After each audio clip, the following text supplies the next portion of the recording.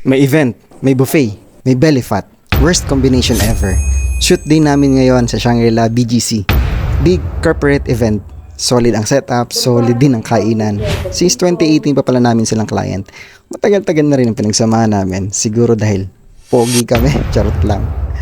Pero seryoso, kapag nakapag-build ka ng tiwala sa client mo, ganyan talaga. Chill, smooth, maganda ang relationship. Proud moment yan. Tapos, eto na yung pinakadelikado, ang kainan.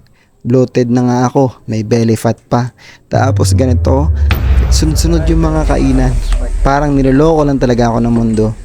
Walang dalang rope ngayon, pero hindi yan excuse. 100 jumps daily, 100 days. Kahit saan, kahit paano, tuloy ang grind.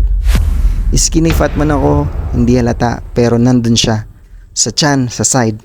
At ang goal, get rid of this stubborn belly fat.